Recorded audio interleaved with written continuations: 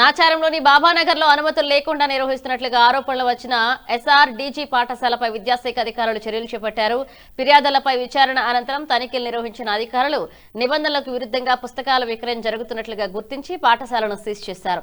అనుమతులు లేకుండా విద్యాసంస్థలు నిర్వహిస్తే కఠిన చర్యలు తీసుకుంటామని అధికారులు తెలిపారు. విద్యార్థుల భవిష్యత్తును దృష్టిలో ఉంచుకుని అనుమతులు లేకుండా విద్యాసంస్థలు నిర్వహించే వారిపై కఠిన చర్యలు కొనసాగుతాయని అధికారులు స్పష్టం చేశారు.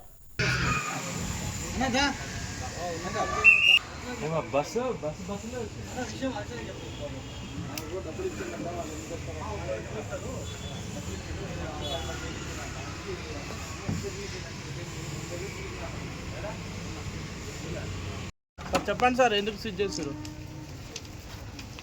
సార్?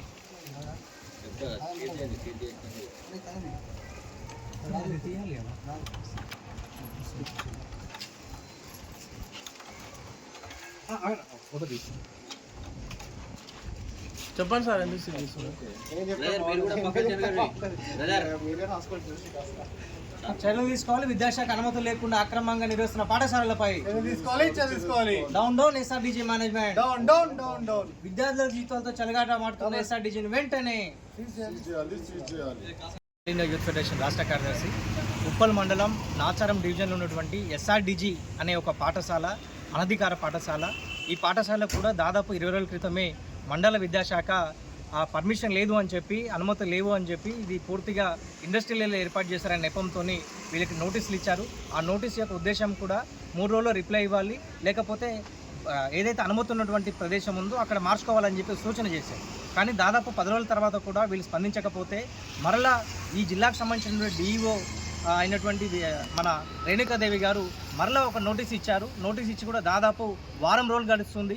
ఆ నోటీసుకి సంబంధించినటువంటి గడువు పూర్తయినా కానీ మరలా ఈ ఎస్ఆర్డీజీ పాఠశాల అక్రమంగా నిబంధనల విరుద్ధంగా ఇదే క్యాంపస్లో అక్రమంగా నడిపిస్తున్నారు. కనీసం అంటే విద్యాశాఖ అంటే వీళ్ళకు కనీసం భయం లేదు, ఆ గౌరవం లేదు.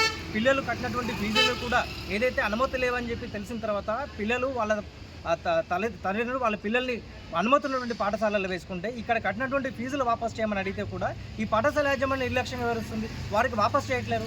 ఇంకా బాధాకరమైన విషయం ఏంటంటే తల్లిదండ్రులు వాళ్ళ పిల్లల కోసం ఫీజులు ఈ పాఠశాలకు కడుతున్నారు, కానీ ఇక్కడ ఉన్నటువంటి సిబ్బంది ఏం చేస్తున్నారు, వారి సొంతంగా ఫోన్పేలకు గూగుల్ పేలు వేయించుకున్నారు. ఇది నిజంగా పూర్తిగా నిర్లక్ష్యము, విద్యాశాఖ నిబంధనలకు విరుద్ధము. కాబట్టి పాఠశాల విద్యాశాఖ తక్షణమే ఈ స్కూల్ మీద అత్యవసర విచారణ కమిటీ వేయాలి.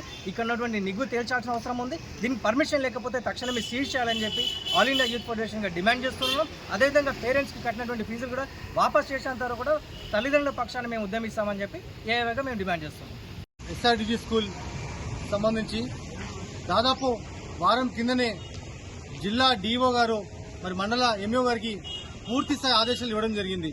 ఇక్కడ తనిఖీలు చేసి మరి వాస్తవానికి ఇది ఇండస్ట్రియల్ ఏరియాలో ఉందా లేదా అని చెప్పడం జరుగుతూ ఉంటే ఇక్కడ ఖచ్చితంగా ఇండస్ట్రియల్ ఏరియాలో ఉంది, దాన్ని సీజ్ చేయమని చెప్పి జిల్లా స్థాయి డిఈఓ అధికారి చెప్పడం జరిగింది. అయినా కూడా డిఓ వారి ఆదేశాలు బేఖాతరు చేస్తూ పెద్ద ఎత్తున ఇటు ఒకవైపు పేరెంట్స్ ని అదేవిధంగా పిల్లల్ని మోసం చేస్తూనే, ఎందుకంటే దాదాపు వాళ్ళు 3 నెలల కింద కట్టిన అమౌంటే వాళ్ళ వ్యక్తిగత అకౌంట్లకి, ప్రిన్సిపలే కావచ్చు అకౌంటే కావచ్చు, వాళ్ళ వ్యక్తిగత ఫోన్ నెంబర్లకి ఫోన్ పే జీపే చేయించుకొని మరి వాళ్ళకి కనీసం రసీదులు కూడా ఇవ్వని పరిస్థితి ఈ నాచలం ఎస్ఆర్డీజీ స్కూల్లో వివరిస్తా ఉన్నారు. అదే కాదు, పెద్ద ఎత్తున పర్మిషన్ లేని స్కూల్లో పాఠ్య పుస్తకాలు మీరు చూస్తున్నారు, పెద్ద ఎత్తున పాఠ్య పుస్తకాలు తరలించి, ఎందుకంటే ఇక్కడ మనము ఏంది పాఠ్య పుస్తకాలు అమ్ముతున్నారని చెప్పి మనము ప్రశ్న వేస్తా ఉంటే గుడ్డు చప్పుడు కాకుండా పెద్ద ఎత్తున ఆ పాఠ్య పుస్తకాలు కూడా బస్సులో తరలించి మరి ఇక్కడ నుంచి తీసుకుపోయే ప్రయత్నం చేస్తున్నారు. ఏదేమైనా ముద్ర నిధులు ఇవ్వాలని చెప్పి డిఓ గారికి అదేవిధంగా మండల స్థాయి ఎంఈఓ గారికి మేము విన్నవిస్తా ఉన్నారు. అనేక మంది పేద విద్యార్థులు ఇల్లు చదువుకుంటా ఉన్నారు.